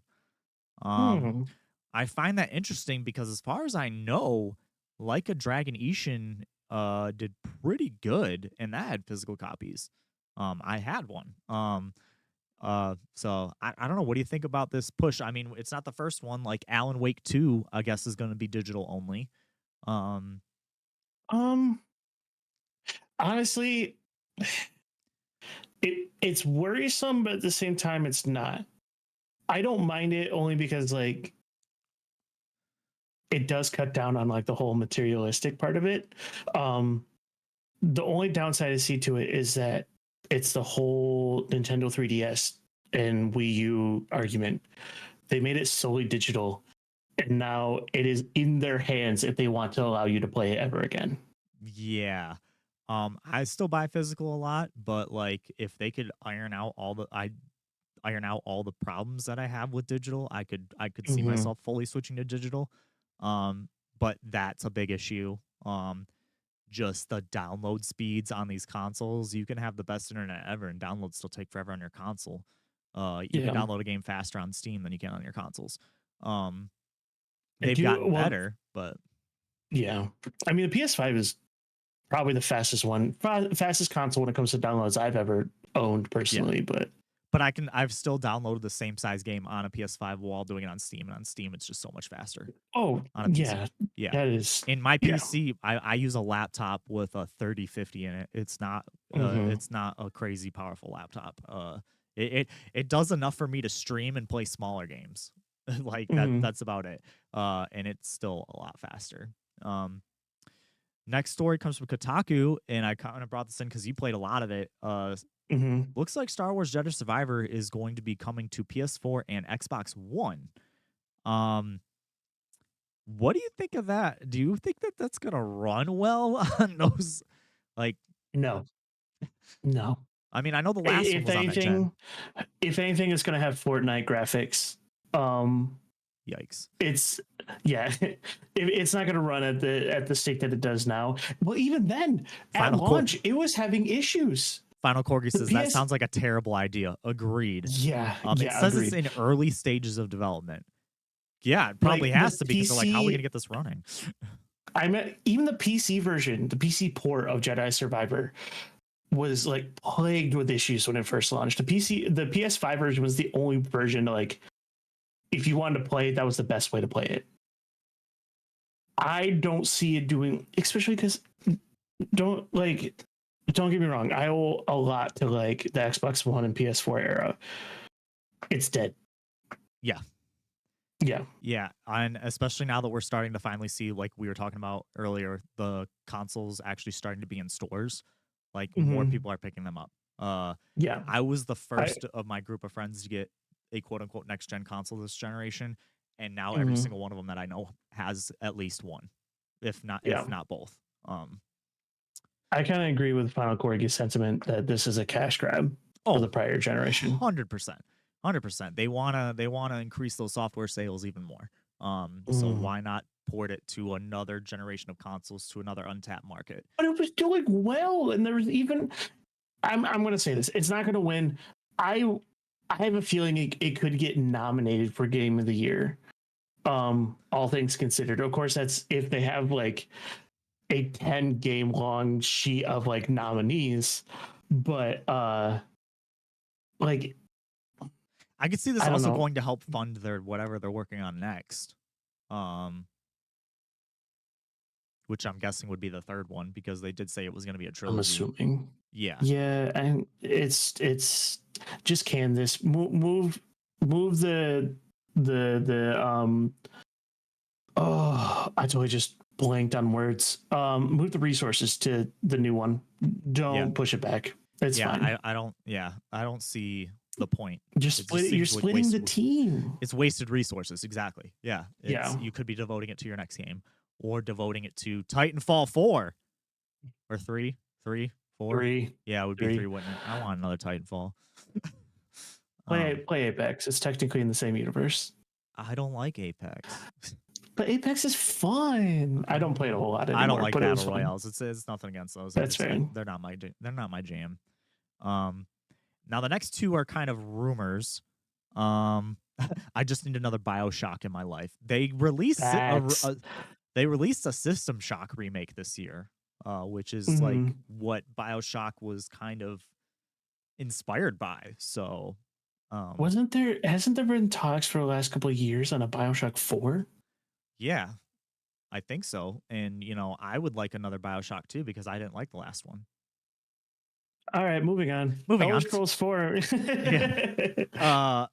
I really liked 2 in Infinite. 2 was so cool. I didn't really like Infinite as much as everybody else did. I didn't hate it, but it was just like, I guess I could blame the hype train. Like I was like, I loved 1, loved 2, and then when I got to Infinite, I was like, oh, it's almost here, but it's just not quite doing it for me. I get it. But yeah, rumor mill time. These next two, they both come from Game Rant. The first one is that Elder Scrolls 4 remake is rumored to be in development.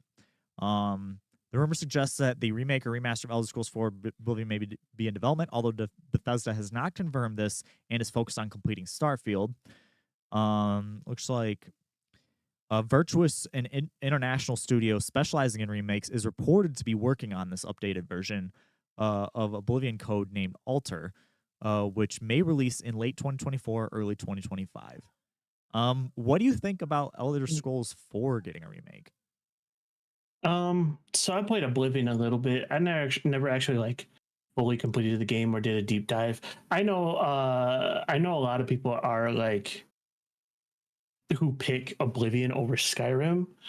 I guess my only point is I used to be a Bethesda. I used to have a huge hard on for Bethesda.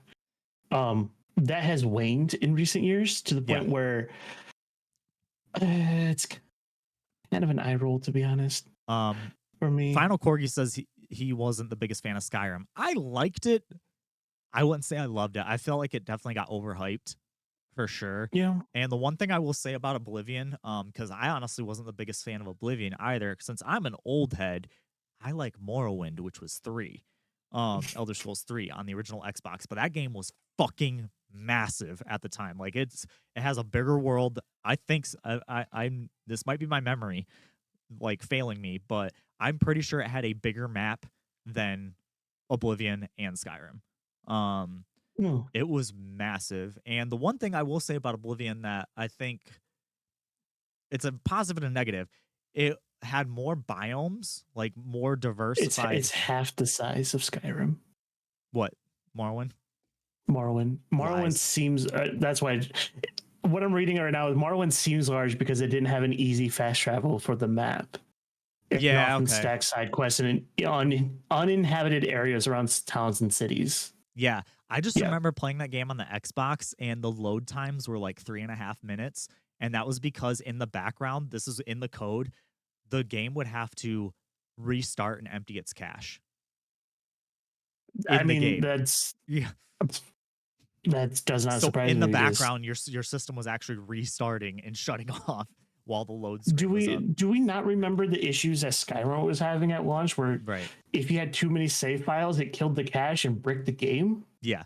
The one thing I will say about Oblivion is that a lot of people played Oblivion, but because it was like an Xbox 360 launch title, it didn't look that great. It didn't run that great. But the one thing I will say is like it had more of like a diversified look to it, like Skyrim. The one thing after a while, Skyrim was like, you can only see snow-covered mountains so many times before I want to see something else. I liked the diversity and the biomes in Oblivion and in Morrowind. So I don't know. I could take it or leave it. I would still prefer a Morrowind remake, but that's just me. Honestly, I prefer the fan mods that people are doing, putting like Oblivion on the Skyrim engine. I like the mods of Skyrim when you could do like Thomas the Tank Engine instead of dragons and screaming like Macho Man screaming, "Ooh yeah!" Like that was my favorite one. Yeah. That's what made Skyrim good, was the mods. What honestly, what ruined this for me, and it's why I'm kind of getting an eye roll for this, and I'll even say for Elder Scrolls 6, is the fact of how many times Skyrim was relaunched. Yeah, it's the GTA 5 problem. How in the same amount of time that we got Grand Theft Auto 3, Vice City, San Andreas, and 4, we got 4 or 5 remakes of GTA 5. So that's the other thing too, is like maybe it's because one of my friends says it's the greatest game of all time, and I just can't get behind that. Skyrim's not the greatest. I need to talk to this friend of yours. Skyrim is good, but like I've played like The Witcher 3 is better than Skyrim.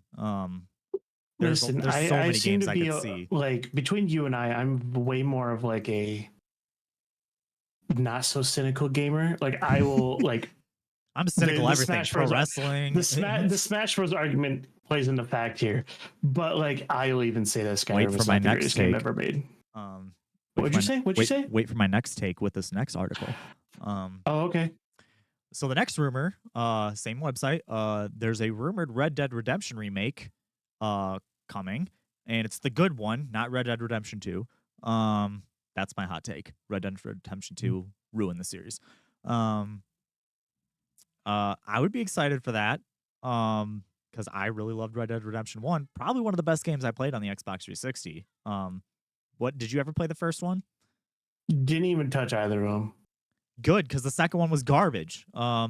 This is what I'll say about the second one. Second one was a great movie. That's what I've heard. The act of playing it was like they took everything from Red Dead Redemption 1 and ran it through molasses. It was so slow playing. FinalCorgi says Grand Theft Auto, but Cowboys, it's meh.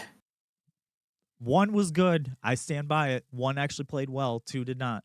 2 was like there was literally a mechanic in the game that when you open up like what think of this in a game. When you open up a chest, you pick up everything Mhm. in that chest, right? When you Yeah, in yeah, most of the time. Red Dead Redemption, you'd pick up each item individually, one at a time, and put it in your inventory. I remember that. I remember When you where they got were to like, "Here's a table of poker chips and bullets," and you had to sit there and grab each individual one at a time. yep, the fast travel was slow.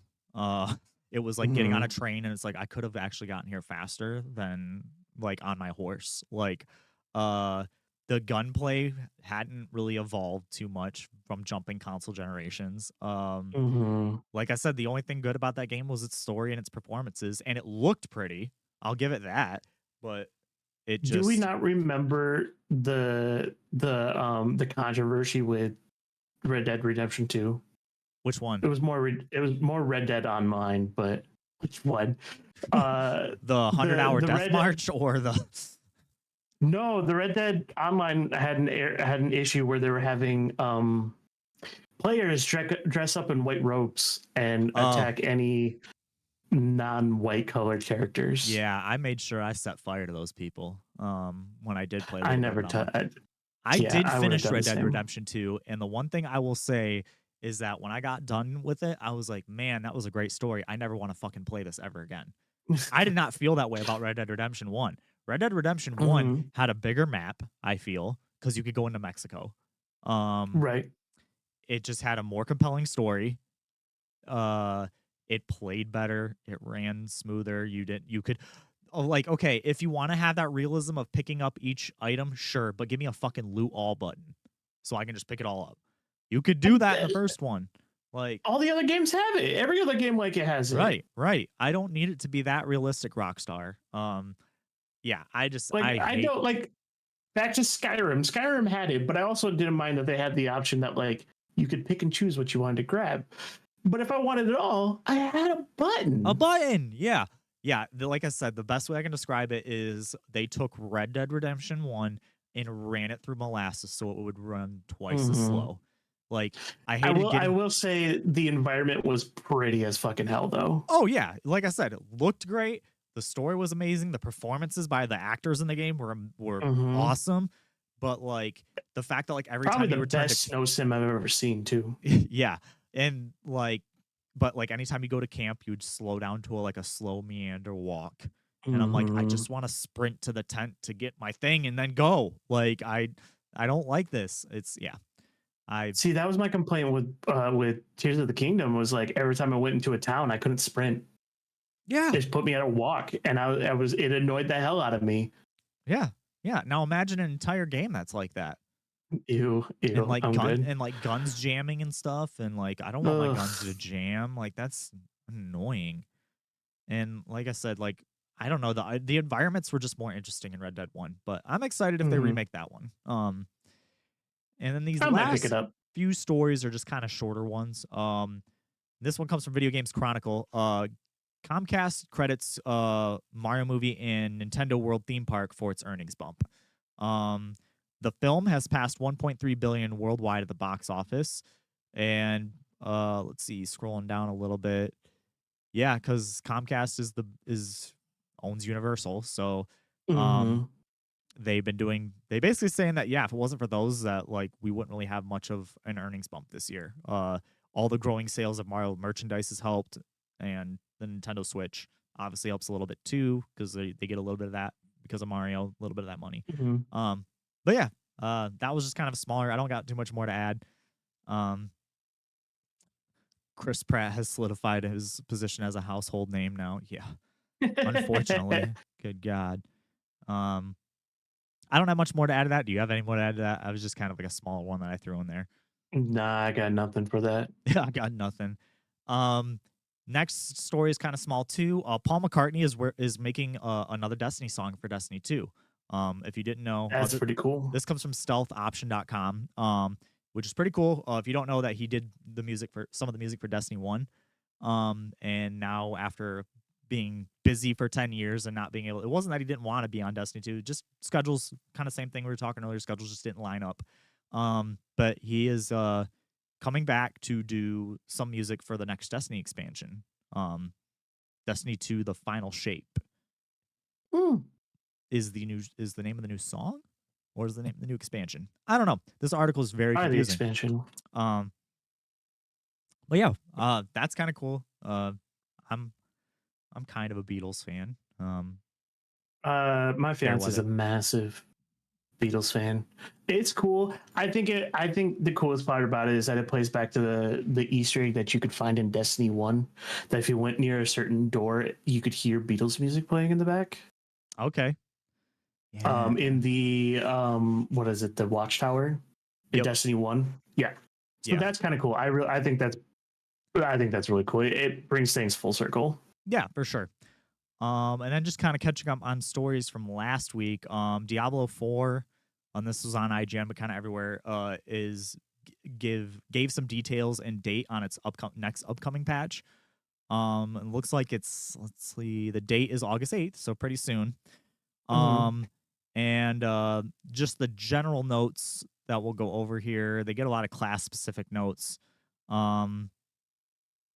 But it looks like they plan on fixing a lot of like survivability issues that like a lot of the other classes have.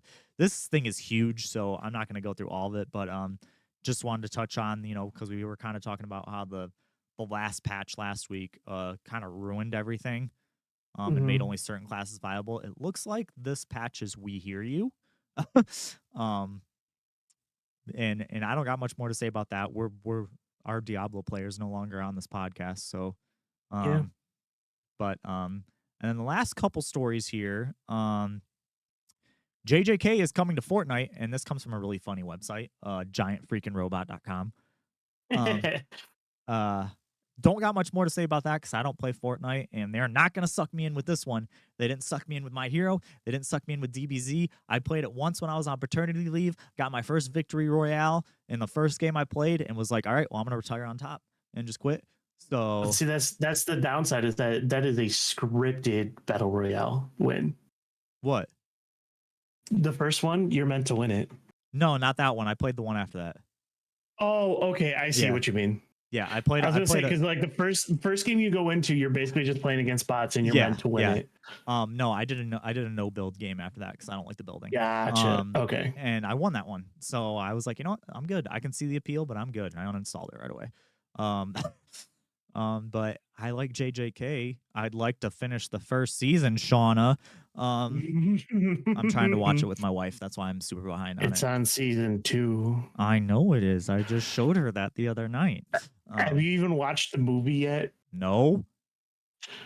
You could probably watch it at any time because it takes place before the events of season 1. Okay. Well, yeah, that's good to know. I'll probably watch that then. Yeah, we're on episode 12 of season. Oh, you're not that far off. You're like halfway through, aren't you? I know, but it's still annoying. Like that, I have to wait for her because she's you'll be okay. She's like an anime hater, but I'm trying to like change it because you got Witch from Mercury to start working on. I do.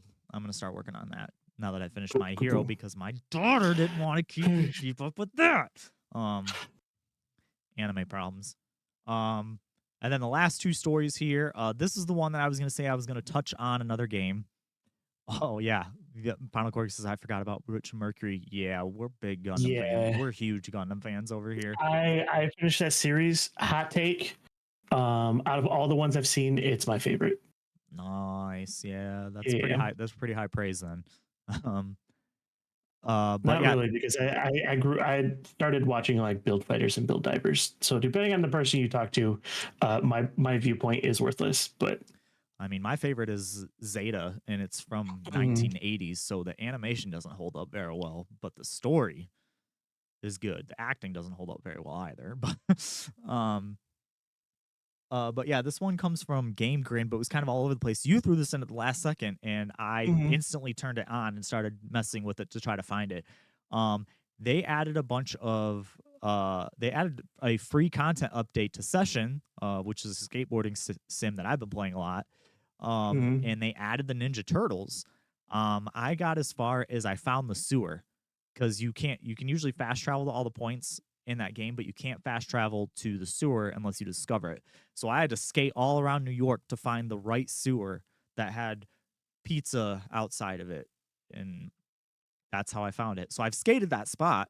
I've skated the sewers. It looks cool, but I haven't found any of the turtles yet. Okay. I think that's cool. Just a little thing that I want to touch on, that they just threw it in for free. Honestly, it's a very fitting partnership. Yeah. Yeah. Yeah. I also thought it was kind of funny because like how deadly serious Session is actually. Because it's like a super. Yeah. I mean, they're also skateboarders, so they're cheeky and joking. But like how serious, like of a true sim, it is. Right. Like the fact that like I told you, like it's like skate but harder. Like it is the Dark Souls of skateboarding games, and I love it. Because I'm actually pretty good at it. um, but yeah, I'm now gonna probably either tonight, like if I'm not playing any Final Fantasy, if I don't have time, that's like my game that I jump into if I only have like a few minutes.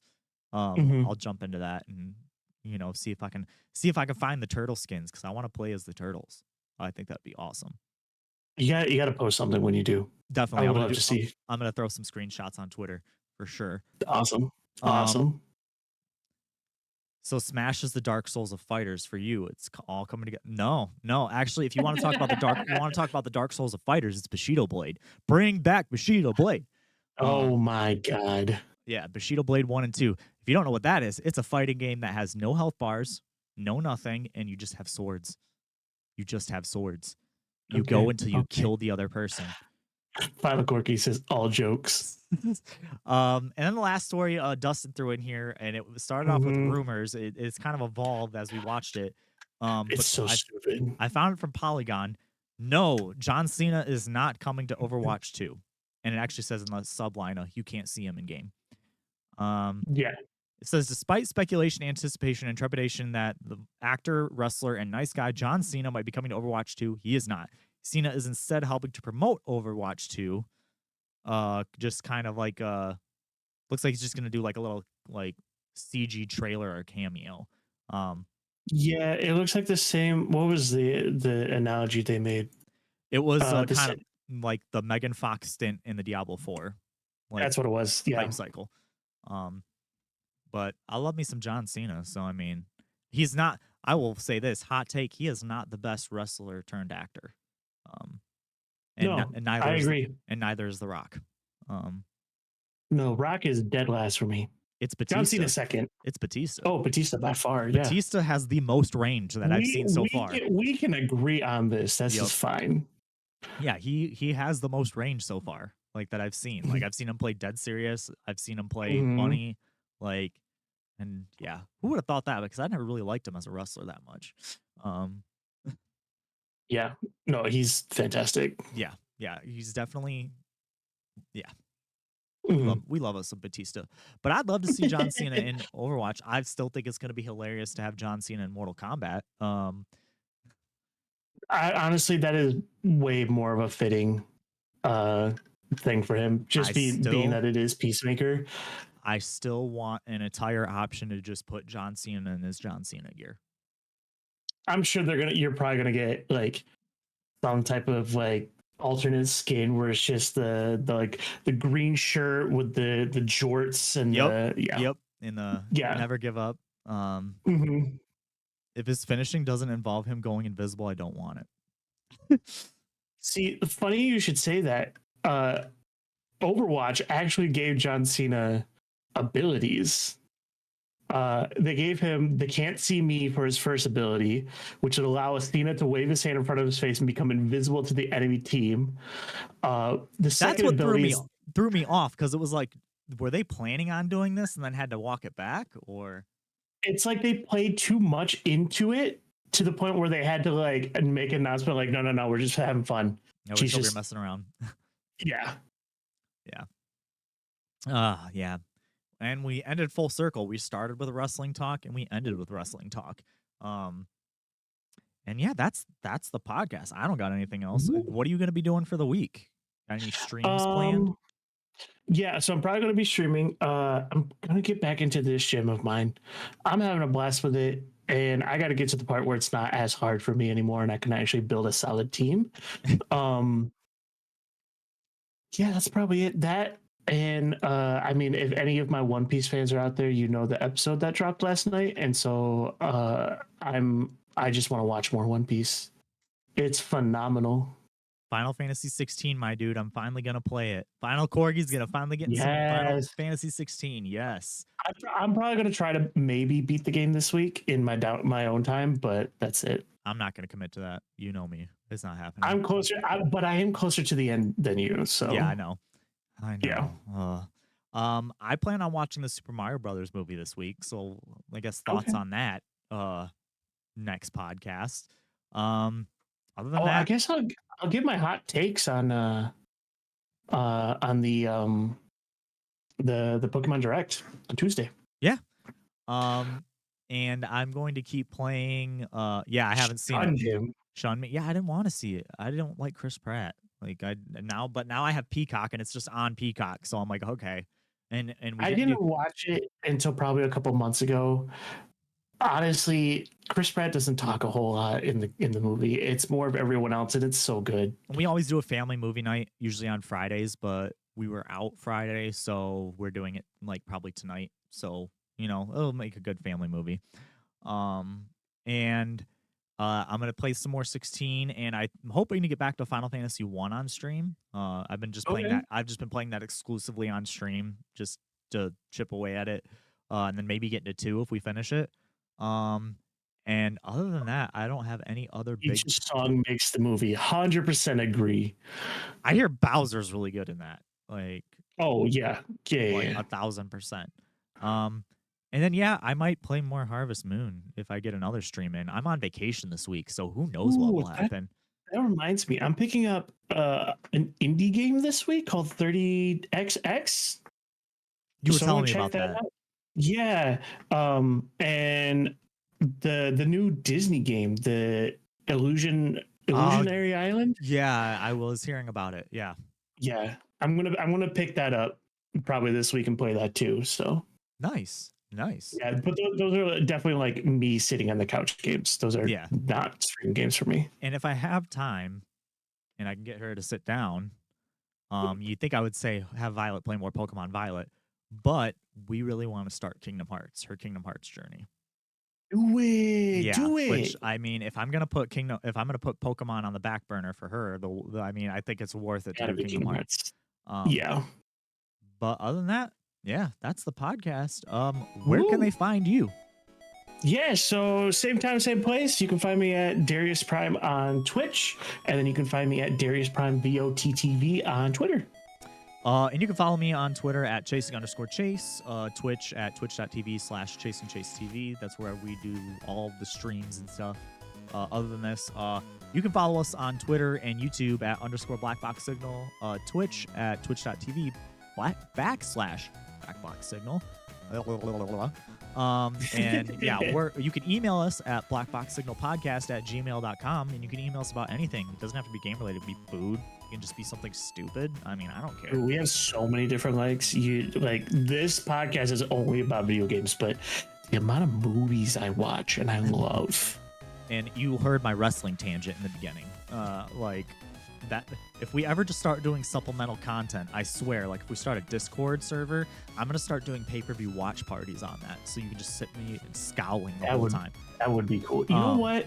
Let's put this out there because I wouldn't mind. Let's put out a suggestion for the email box about like recommending video games. Yeah, just obscure stuff that like we might have never checked out. Yeah, that would be sweet. Oh yeah, I'm also on Blue Sky. I'm still trying to get a Blue Sky for the podcast because I'm a hipster, an internet hipster, even though I'm old. But yeah, until next time, as always, stay safe, comrades. Bye, guys.